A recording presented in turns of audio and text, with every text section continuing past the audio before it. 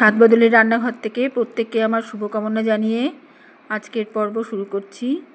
আজ আমি ধোকার ডালনার একটি রেসিপি নিয়ে এসেছি।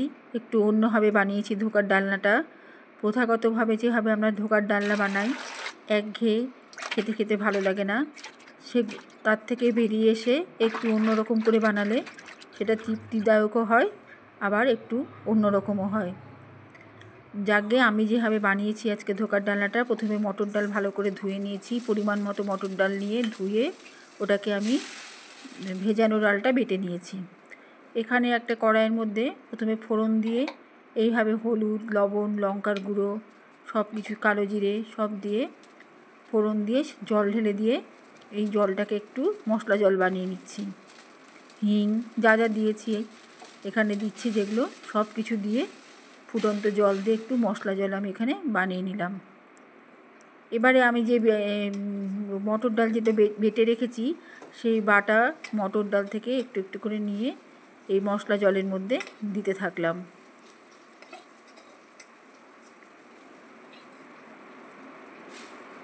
এইভাবে জলটা টেনে নেবে আর ডালটাও রান্না হয়ে যাবে। তারপরে ডাল থেকে তেল ছেড়ে যাবে, তখন ডালটা হয়ে যাবে। তারপরে সেটা পিস পিস করে কাটতে হবে। তার আগে আমি এটা যখন জলটা যখন পুরো টেনে নিয়েছে, টেনে নেওয়ার পরে আমি একটু রেডিমেড ধোকার মশলা একটু মিশিয়ে দিয়েছি।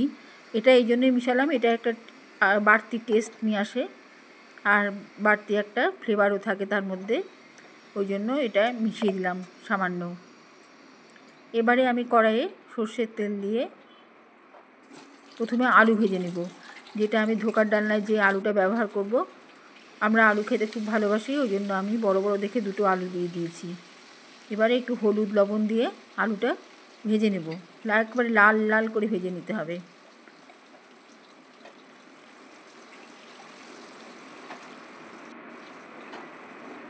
এইদিকে ধোকার যে ডালটা আমি মশলা জলে সেদ্ধ করে নিয়েছি ওটাও প্রায় শুকিয়ে এসছে আস্তে আস্তে, তার মধ্যে ধোকার মশলাও মিশিয়েছি আমি একটু, এতে স্বাদ ফ্লেভার দুটোই খুব ভালো হয়।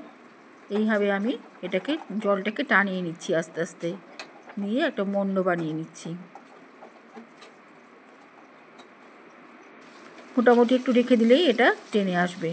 এদিকে আলু ভাজাও অনেকটা হয়ে আসছে।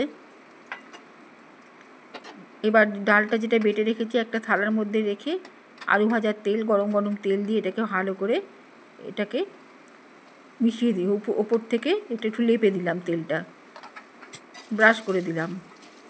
এবারে আলু ভাজাটা বেশ কড়া হতে থাকছে, লাল লাল হতে থাকছে।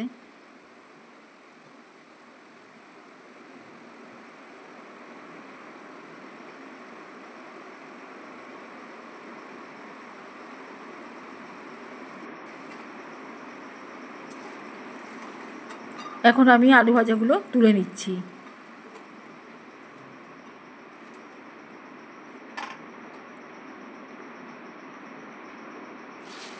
এবার আমি যে তেলটা থেকে গেল আলু ভাজার পরে, তার মধ্যে আমি ওই ডালের যে পিস পিস করে যে আমি কেটে রেখেছি সেখান থেকে পিস তুলে তুলে ভেজে নিচ্ছি।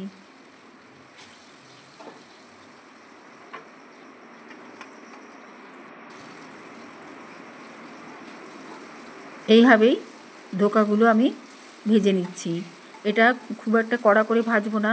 অনেকেই ধোকা খুব কড়া করে ভেজে খান, একেবারে লাল লাল করে ভেজে খান, কিন্তু আমি এই ধোকার টেস্টটা পাওয়ার জন্য একটু রস রস অবস্থা রেখে দেবো। খুব শুধু হালকা লাল হয়ে এলেই নামিয়ে নেব। এর মধ্যে আমি হিং ছিটিয়ে দিলাম আর জিরের গুঁড়ো ছিটিয়ে দিচ্ছি। এই দুটো বসে যাবে এই ধোকাগুলোর মধ্যে। আর আমি খুব কড়া করে ভাজবো না, এই জন্য কড়া করে ভাজলে আমাদের খুব একটা ভালো লাগে না। এই জন্য একটু হালকা রস টস ভিতরটা থাকলে ধোকার টেস্টটা খুব ভালো পাওয়া যায় বলে আমার মনে হয়। ওই জন্য আমি যেভাবেই রান্না করি আমি সেভাবেই দেখাচ্ছি। এখানে একটু ঘি দিলাম, ঘিটা এবার টেনে নেবে ধোকার ইয়েগুলো, পিসগুলো। সামান্য একটু নাড়াচাড়া করলেই হয়ে যাবে।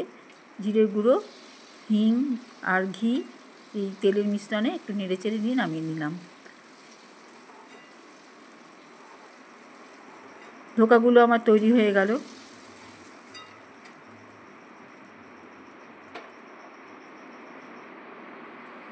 আর সামান্য তেল দিয়ে আদা কাঁচা লঙ্কা বাটা দিয়ে দিলাম বেশ খানিকটা। ভেজে রাখা আলুগুলো দিয়ে দিলাম। আদা কাঁচা লঙ্কা বাটার সঙ্গে আলুগুলো ভালো করে আবার ভেজে নিচ্ছি। একটু জল দিয়ে দিলাম, মশলা ধোয়া বাটির জল।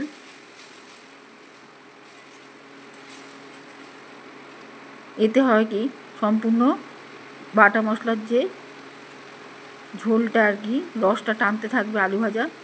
এবার সম্পূর্ণ গুঁড়ো মশলা, যেখানে হলুদ, লঙ্কা, জিরার গুঁড়ো আছে, সব দিয়ে দিলাম।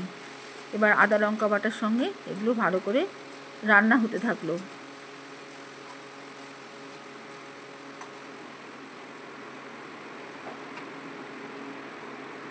একটু চিনি দিয়ে দিলাম, এতে এখন দিলে একটু ক্যারামেল মতো ভাব আসবে।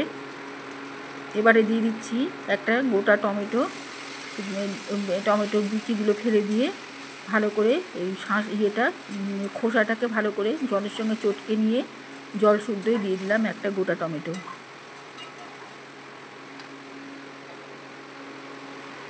এভাবেই মশলাটা কষানো হবে। একটু লবণ দিয়ে দিলাম উপর দিয়ে।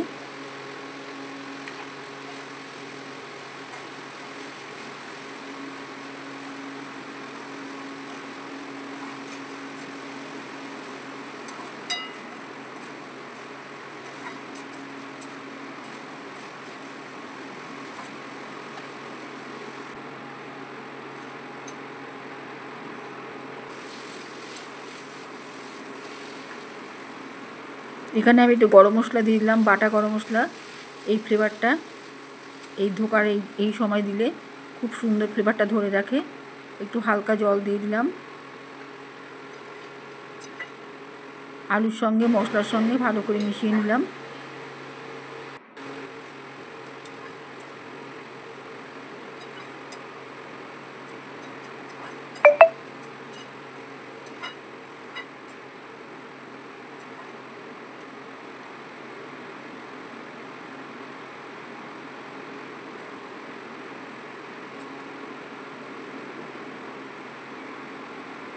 এইভাবেই ঝোলটা ফুটতে থাকবে।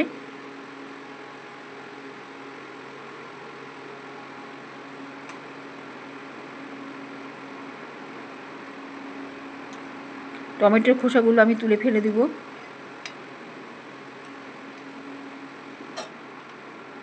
তারপরে দিয়ে দিব ধোকাগুলো, ভেজে রাখা ধোকাগুলো দিয়ে দিলাম। একটু ফুটলে আমি আবার ধোকাগুলো এখান থেকে তুলে নিব। একটু ঝোলটা একটু টেনে নিলে এই অবস্থায় আমি ধোকাগুলো আবার তুলে রাখছি, কারণ আমি ঝোলটাকে একটু ঘন করব। ধোকাগুলো এর মধ্যে রেখে দিলে ধোকা আস্তে আস্তে ছেড়ে যেতে থাকবে, ভেঙে যেতে থাকবে। খুব একটা কড়া করে ভাজা নেই জন্য, কড়া থাকলে ঠিক ছিল। এবার আমি ঝোলটাকে ভালো করে একটু ঘন করে নিব। বেশ একদম একটু গায়ে মাখা করে ঘন করা হবে। উপর থেকে তেল ছেড়ে আসবে। যখন ঘন হয়ে যাবে, তেল ছেড়ে আসবে, তখন এই অবস্থায় আমি আবার ধোকাগুলো দিয়ে দিলাম। এবারে আমি নামিয়ে নেব।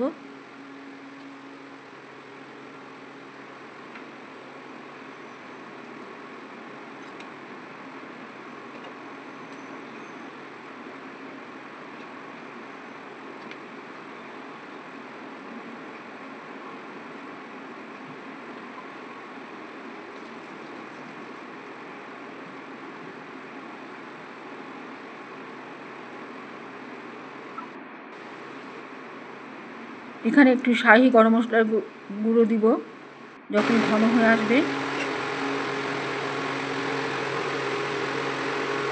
বেশ ঘন হয়ে এসছে। এবার যেটুকু আছে আমি